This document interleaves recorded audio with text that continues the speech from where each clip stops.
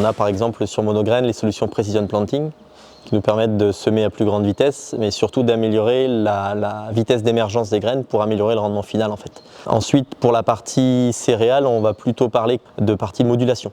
On va moduler les semences, les semis par rapport au type de sol.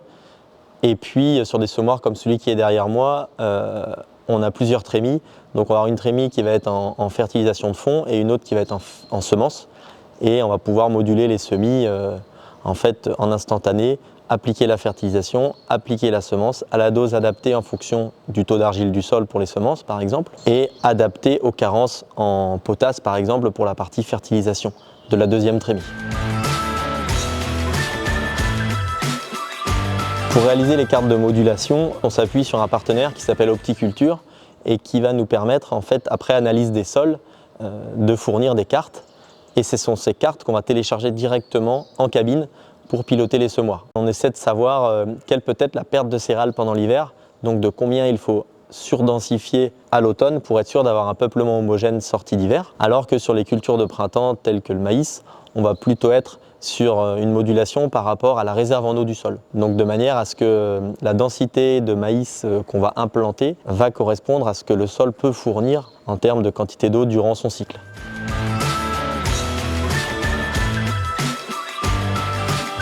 Le choix de partir sur des solutions de précision, en fait, c'était pour pouvoir proposer à nos clients des solutions qui vont avec aujourd'hui l'augmentation de leur niveau d'exigence.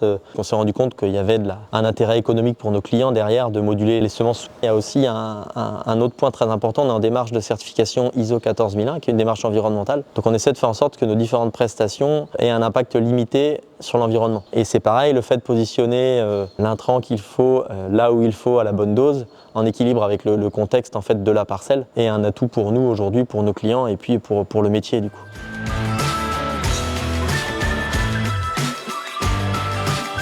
On a quand même beaucoup de clients qui ont tout simplement le bon sens. Ce qu'on ressort des cartographies l'observe en réel. Ils sont rarement surpris du résultat des cartes.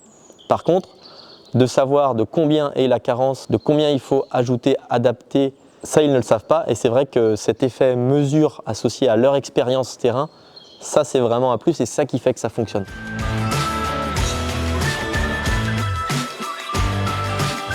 Quand on en parle avec certains de mes clients, la question de faire appel à l'ETA, elle est multiple. Bien sûr, il y a un aspect économique plutôt que d'investir dans une machine. Il y a l'aspect temps qui rentre énormément en compte aujourd'hui et il y a de plus en plus l'aspect compétence. Acheter la machine, ça a un coût, mais c'est faisable. Par contre, ensuite, c'est comment on l'utilise. Et en fait, la vraie limite est là aujourd'hui. Nous, pour y arriver, alors effectivement, on a développé des compétences en interne, on peut rediffuser, mais ça ne suffit pas du tout. Donc ce qu'on fait, en fait, c'est qu'on s'appuie sur un réseau d'ETA qui est le réseau Cléo, et en fait qui propose des formations.